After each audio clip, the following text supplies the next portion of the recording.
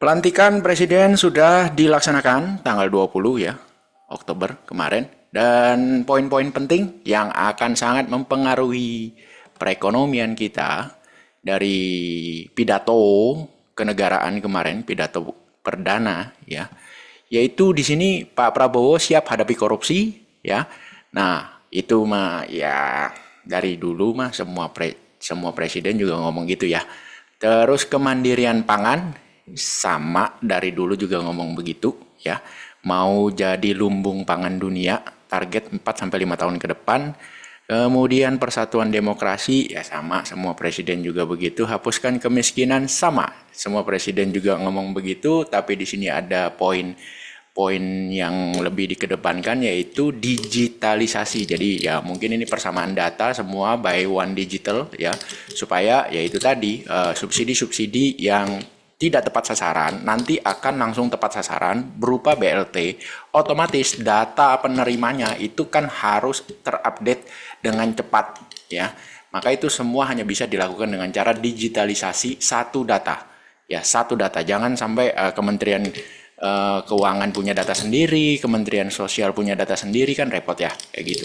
Kemandirian pangan 5 tahun ke depan ya bagaimana ya? Ya percaya ndak percaya ya. Oke, kemudian yang perlu diperhatikan ya, ini tadi lumbung pangan dunia 5 tahun ke depan dan program 3 juta rumah per tahun ya. Program 3 juta rumah per tahun. Nah, pasti kan pikiran kita, oh ini apa namanya akan kencang nih ya. Ibaratnya bangun rumah-rumah murah gitu kan, pasti pikiran Anda semua akan teringat ke ini yang dulu pernah juga dijalankan oleh Pak Jokowi ya, yaitu apa namanya rumah rakyat ya, yang kita sama-sama tahu bahwa apa namanya rumah rakyat itu ya apa namanya kualitasnya seperti apa ya. Kemudian juga hari ini berita yang surprise gitu kan. Ini yang saya dari kemarin udah tunggu-tunggu ini, nggak, ibaratnya opung nggak mungkin ditinggalin. Kenapa? Sebagai sesama mantan perwira kan gitu ya, masa ditinggalin si opung. Ya kan, lagian ya kalau menurut saya pribadi opung ini berjasa ya. Berjasa dalam hal yang saya paling ingat adalah ketika COVID. Tangan besi beliaulah yang membuat kita sebagai negara Indonesia itu bisa keluar dari COVID itu dalam keadaan yang elegan, ekonomi tidak porak-poranda secara makro, ya, secara makro ekonomi, bukan perorangan, ya.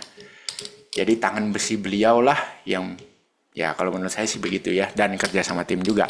Nah hari ini lantik ya, Pak Prabowo lantik Luhut jadi Ketua Dewan Ekonomi Nasional. Ya sama aja kayak waktu di zamannya Pak Jokowi, ya kan? Nggak ada bedanya kalau saya bilang Ketua Dewan Ekonomi Nasional, judulnya doang, padahal itu Prime Minister, ya kan? Kalau di negara kayak Inggris apa segala macam. Kalau saya bilang sih itu Prime Minister, ya. Terus apa hubungannya dengan tadi chart yang saya kasih lihat? Ya, ibaratnya ya hari ini udah pasti saham-saham yang terafiliasi dengan Pak Prabowo dan koleganya itu akan naik. Nah, salah satunya adalah JAR.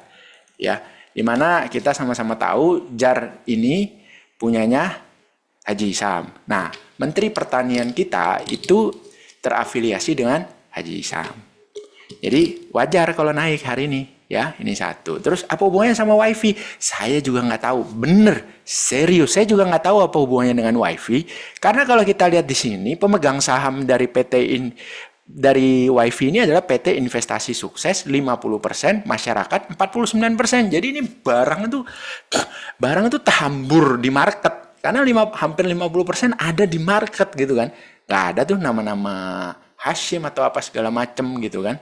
Tapi ketika saya browsing, ibaratnya kita browsing, nih ya saya browsing, bukan saya sih sebenarnya, teman saya yang browsing, ibaratnya dia cuma ketik saham WiFi ini milik siapa gitu kan.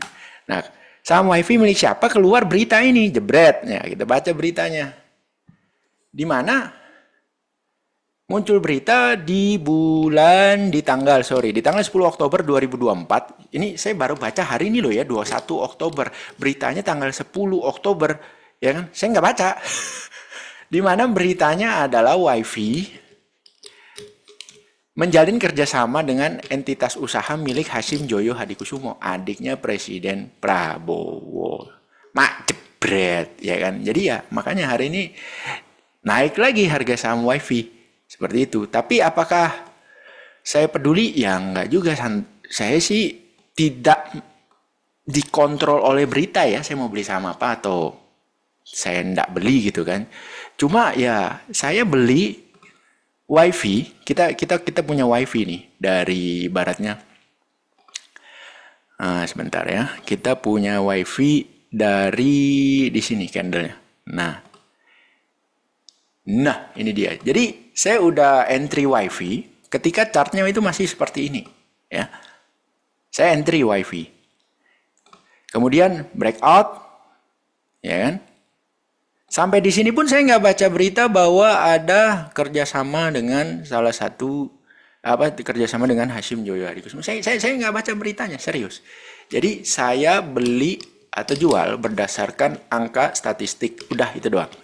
Saham mana yang mau saya beli berdasarkan screening, saham mana yang mau saya beli di harga berapa, itu semua based on trading system, di mana besok mau beli apa saya screening dulu, hasil screeningnya apa, ya udah, nggak cek berita, nggak cek laporan keuangannya, enggak.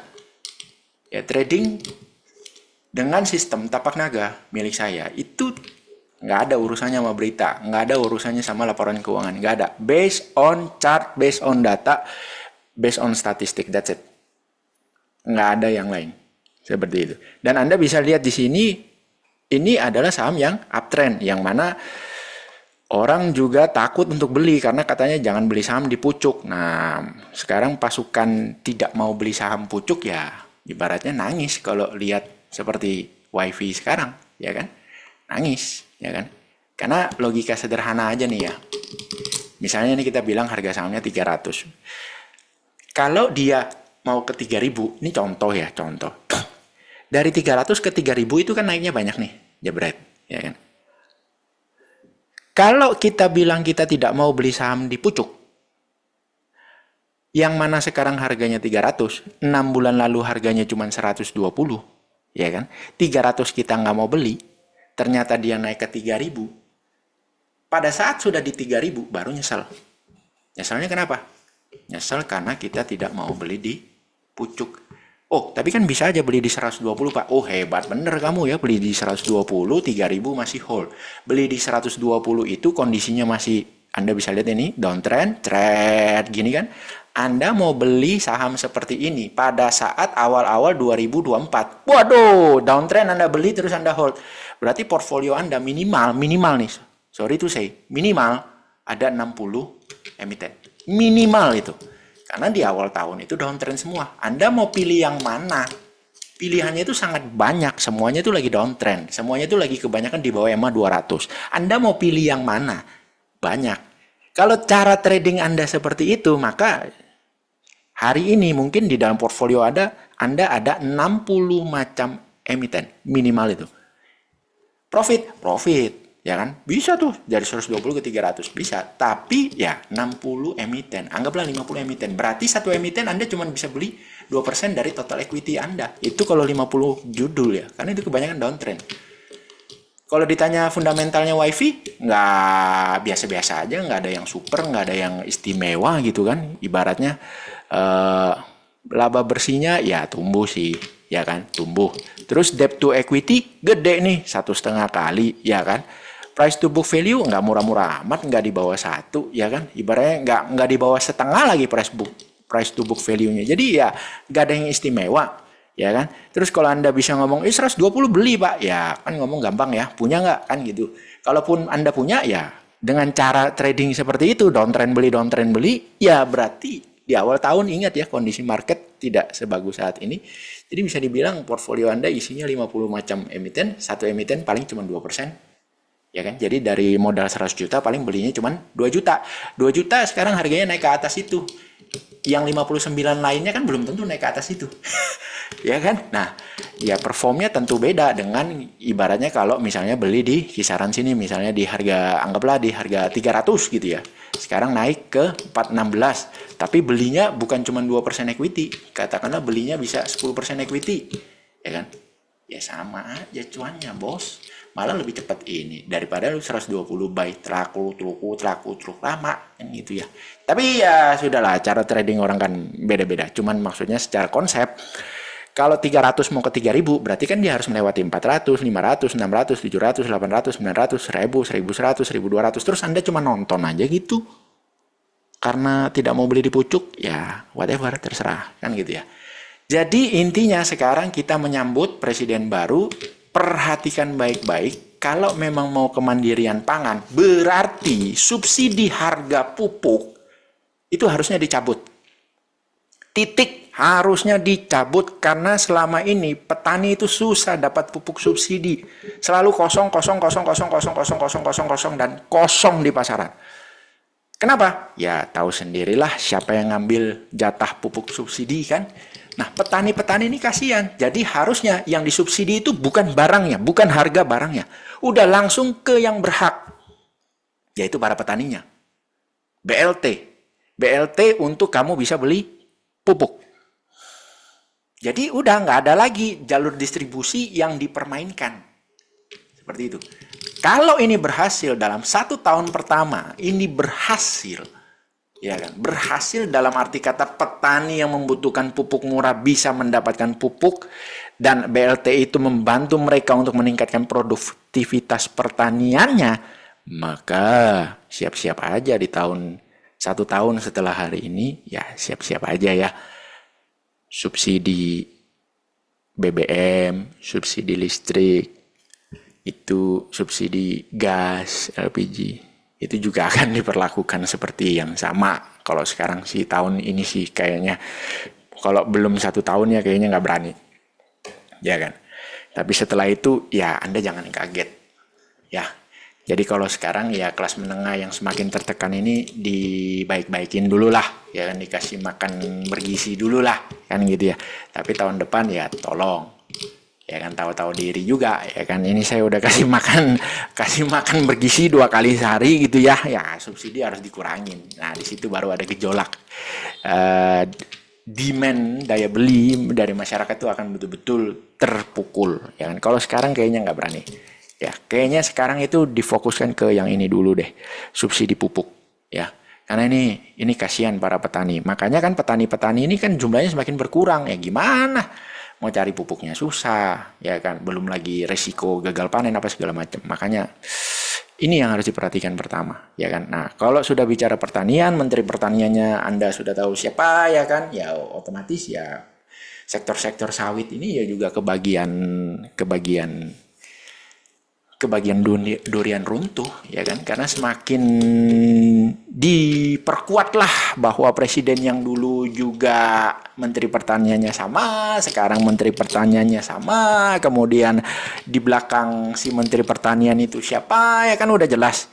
Jadi nggak heran kalau tahun ini ataupun tahun depan gitu ya, mulai dari sekarang itu akan banyak emiten-emiten milik Haji Isam yang kemungkinan akan IPO. Itu nggak heran, bos. Itu nggak heran, bos. Ya, jadi siap-siap aja. Oke, demikian dulu update, ya kan. Nanti saya akan bikin video terbaru lagi, terutama yang ini tadi ya. Ini shocking, ya. Shocking banget, dimana tidak terduga, ya kan. Tidak ada yang mengendus, ya kan, bahwa opung, ya kan. Ini luar biasa, ya kan. Tapi dalam hati kecil saya ketika opung pamit, saya kok nggak percaya ya. Karena orang ini masih ibaratnya pemikirannya itu masih diperlukan, ya, terlepas dari pro kontra yang terjadi saat ini, tapi memang perlu tangan besi, bos. Kalau saya baca sepintas ini ya, Ketua Dewan Ekonomi Nasional, apakah ini semacam penasehat presiden kah? Apakah ini semacam circle pertama presiden kah? Ya kan? Kalau iya, maka ya saya bisa bilang ini this is a prime minister, perdana menteri, sama lagi kayak sebelumnya ya kan. Oke, begitu saja ya. Sampai jumpa di video berikutnya.